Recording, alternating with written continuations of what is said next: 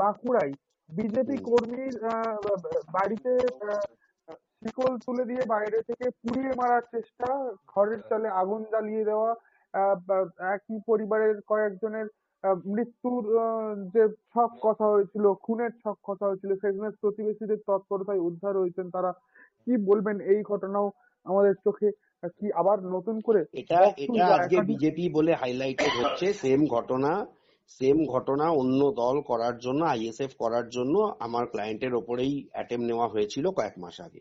এটা হচ্ছে আপনাকে আমি বলি ঢোলাহাট অঞ্চলে, এবং তাই নিয়ে হাইকোর্টে মামলাও হয়েছে। এটা তৃণমূলের একটা স্ট্র্যাটেজি, একটা পলিসি, যে রাষ্ট্রবাদের বিরুদ্ধে যারা যাবে, যারা সরকারের বিরুদ্ধে বেশি কথা বলবে, তাদেরকে একটা শিক্ষা দাও। আর গ্রামে এই জিনিসগুলো বেশি আরো হয়, তার কারণ হচ্ছে যে গ্রামের মানুষকে, মানে যেখানে মানুষের একটা আর্নিং এর রিসোর্সেসটা কম, যেখানে মানুষ সহজেই মানে মোল্ড করে দেওয়া যায়। কারণ পরশুদিনে একটা কথা প্রসঙ্গে আমাকে একজন বলছে, আমরা পার্টিগত ভাবে, মানে একজনের পেনশন আটকে গেছে, আপনাকে বলি হাসির কথা, মানে এটা হাসির কিছু কথা নয়, মানে সে বলছে আমি আমার প্রেসিডেন্ট।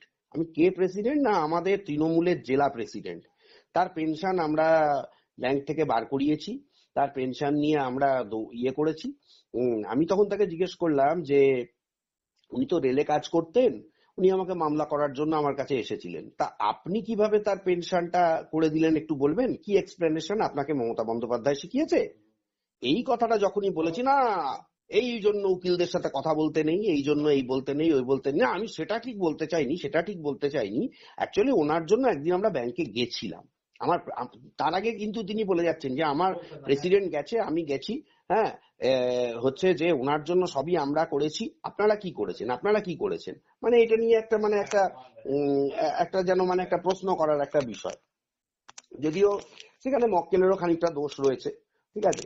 সে সে আবার মানে আমাদেরকে বলেছে আমরা তার কাজ করেছি, যখন জানেন সরকারি কাজ করতে লেট হয়, সে আবার তৃণমূলের নেতাদের কাছে গিয়ে গেছে। তো যাই হোক, এইটা নিয়ে আমি এগুলো হয়ে থাকে। তো ব্যাপার হচ্ছে যে এইরকম প্রতিবাদ আজকে আমি লয়ার বা আমার কাছে এসেছে বা আমার কানে এসেছে বলে আমি করতে পারলাম, ঠিক আছে। কিন্তু গ্রামে তো প্রতিবাদটা করার মতন কোনো লোক নেই।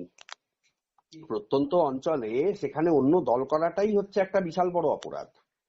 আমি আপনাকে বলছি, এটা তো পুড়িয়ে মারার ঘটনা।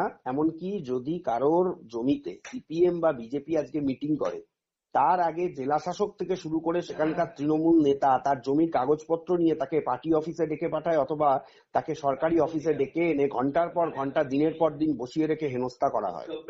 কোনোভাবে যদি প্রমাণ হয় যে সেই জমি মানে তার নিজের জমি, কিন্তু জোর করে, মানে গ্রামের মধ্যে আপনারা জানেন যে অনেকের জমি দখল হয়ে যায়, বা গ্রামের দিকে যেহেতু সিভিলে অনেক রকম ডিসপিউটেড থাকে, সেইগুলো থাকলে তাকে একঘরে করা হয় এবং তাকে মারধর করা হয়, এরকম এই জিনিস চলছে।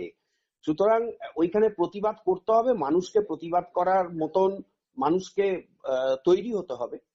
আমি এইটুকুই বলবো যে শেখ শাহজাহানের বিরুদ্ধে যদি গ্রামের মহিলারা প্রতিবাদ করতে পারেন, এবং সেখানে যদি যখন পুলিশ কাউকে অ্যারেস্ট করছিল না, বা যখন গ্রামের লোকদের তুলে নিয়ে গেছিল, গ্রামের মহিলারা যেভাবে থানা ঘেরাও করেছিলেন, এসপি অফিস ঘেরাও করেছিলেন, অন্যায়ের বিরুদ্ধে প্রতিবাদ করুন। বিজেপি করলে এই জিনিস রাজ্য সরকার করবে, আগে সিপিএম এর সাথেও করেছে।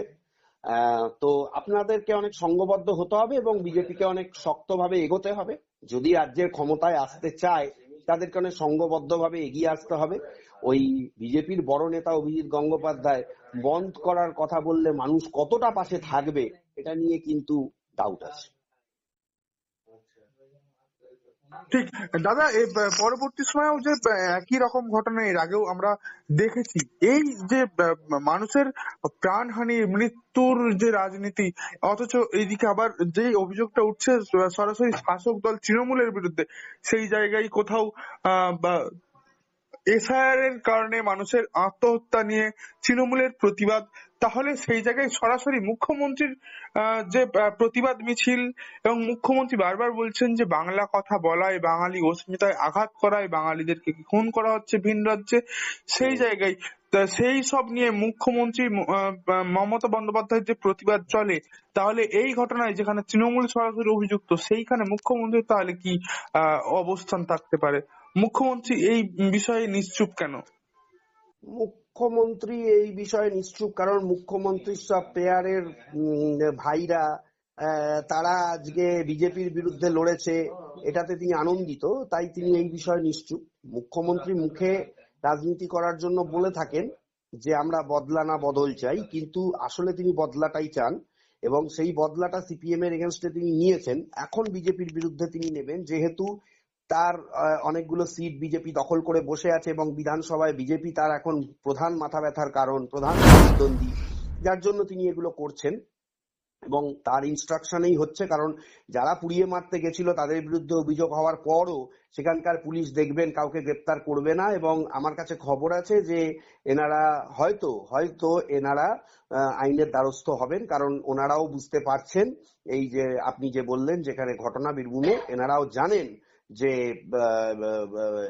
পুলিশ কিছু করবে না। সুতরাং পুলিশ মন্ত্রীর দিকে আঙুলটা উঠবে এবং পর্যায়ক্রমে পুলিশ মন্ত্রী হচ্ছেন আমাদের রাজ্যের মুখ্যমন্ত্রী এবং তিনি তো চান যে তার দল হুক আর ক্রুক যেভাবে হোক তৃণমূলের পতাকাটাকে টিকিয়ে রাখতে হবে, তৃণমূলের নোংরামোটাকে টিকিয়ে রাখতে হবে এবং তবেই মানুষের মনে একটা ভয় ধরানো যাবে এবং ভয় ছাড়া যে ভোট আসবে না, ভয় থেকে ভক্তি একটা যে কথা আসে, তৃণমূলের ক্ষেত্রে এই কথাটা সাজে, কারণ তৃণমূলের ভয় ছাড়া যে ভোট আসবে না এটা তিনি খুব ভালোভাবে বুঝতে পারছেন এবং গ্রামে এই পলিসিটাকে একদম ভালোভাবে 21 এবং 24 সালে অ্যাডপ্ট করিয়ে দেওয়া হয়েছে। কারণ সেই সময়ও এমন একটা ঝড় উঠেছিল যে বিজেপি ঝড়ে বোধহয় বা তার দুর্গ ভেঙে যাবে, হয়তো বিধানসভায় ভেঙে যাবে বা লোকসভায় তৃণমূল একদম 10-12 নেমে যাবে বা 5-7 নেমে যাবে, এরকম একটা ব্যাপার হয়েছিল।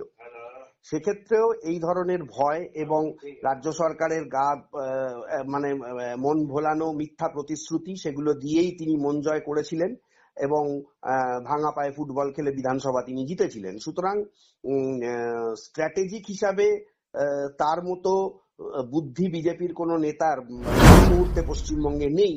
সুতরাং সেই জায়গা থেকেও বিজেপি অনেকটা পিছিয়ে আছে বলে আমার মনে হচ্ছে।